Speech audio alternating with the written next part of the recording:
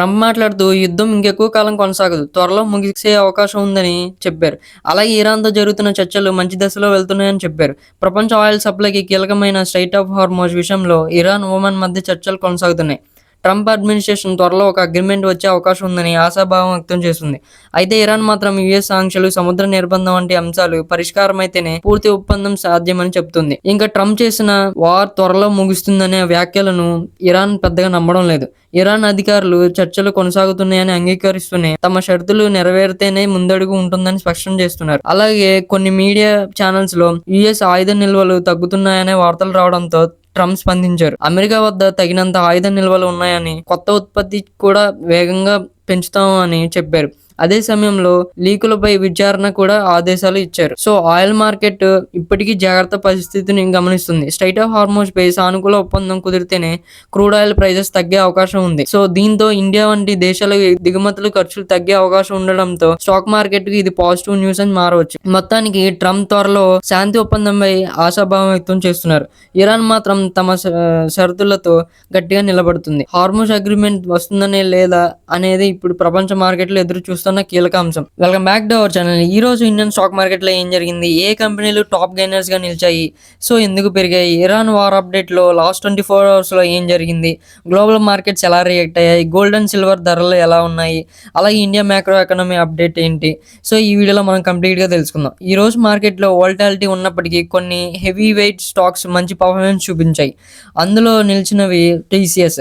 Strong buying from institutional invest కారణంగా IT sector లో positive sentiment కనపడింది. డాలర్ స్టెబిలిటీ కూడా సపోర్ట్ ఇచ్చింది. ఇంకా ఎస్బీఐ బ్యాంకింగ్ సెక్టర్లో బయింగ్, ఆర్బీఐ పాలసీ స్టేబుల్ గా ఉండడం వల్ల ఇన్వెస్టర్ కాన్ఫిడెన్స్ పెరిగింది. ఇంకా థర్డ్ది M&M. ఆటో సేల్స్ ఎక్స్పెక్టేషన్ స్ట్రాంగ్గా ఉంది. ఎస్యూవీ డిమాండ్ మరియు రూరల్ డిమాండ్ ఇంప్రూవ్ అవుతుందనే ఆప్టిమిజంగా ఉన్నారు. బజాజ్ ఫిన్సర్ ఫైనాన్షియల్ స్టాక్స్లో బయింగ్ అనేది చూసుకోవచ్చు. ఇన్సూరెన్స్ మరియు లెండింగ్ బిజినెస్ గ్రోత్ ఎక్స్పెక్టేషన్స్ కూడా చూసుకోవచ్చు.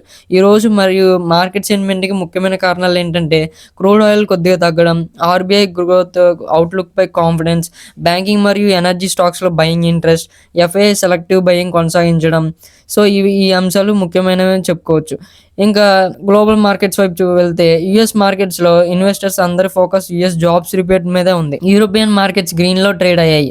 ఏఐ కంపెనీస్ ఎర్నింగ్స్ వల్ల టెక్నాలజీ స్టాక్స్కి సపోర్ట్ వచ్చింది. అయితే మిడిల్ ఈస్ట్ టెన్షన్స్ ఇంకా పూర్తిగా తగ్గలేదు కాబట్టి ఇన్వెస్టర్స్ కాషియస్గా ఉన్నారు. బ్రెంట్ క్రూడ్ ఆయిల్లో వోల్టాలిటీ కొనసాగుతుంది. ఇంకా ఇప్పుడు అందరూ ఎదురు చూస్తున్న Iran war update. Last 24 hours diplomatic discussions కొనసాగుతున్నాయి. మిడిల్ ఈస్ట్లో టెన్షన్స్ పూర్తిగా అవ్వలేదు, కానీ ఎస్కలేషన్ ప్రస్తుతం కంట్రోల్లో ఉంచేందుకు ప్రయత్నాలు జరుగుతున్నాయి.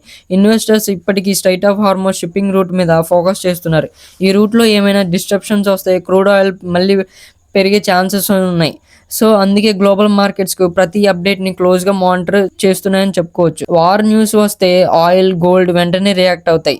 సో అందుకే కొన్ని రోజులు కూడా వోల్టాలిటీ ఉండే అవకాశం ఉందని అనలిస్టులు చెప్తున్నారు.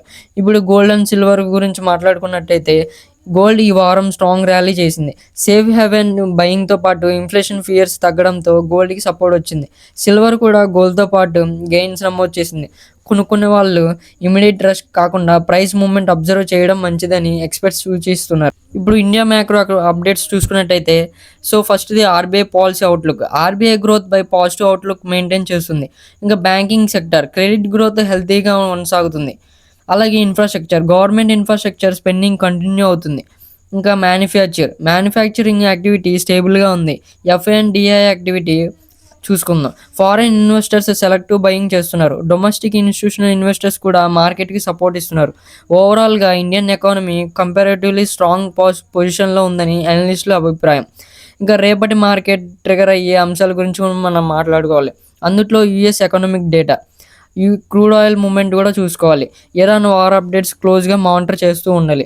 ఎఫ్ఐఎన్ యాక్టివిటీ ఒకసారి చెక్ చేయాలి. డాలర్ ఇండెక్స్, అలాగే గ్లోబల్ మార్కెట్స్ ఓపెనింగ్. ఈ ఫ్యాక్టర్స్ ఆధారంగా మండే మార్కెట్లో నిఫ్టీ, సెన్సెక్స్ డైరెక్షన్ డిసైడ్ అయ్యే అవకాశం ఉంటుంది.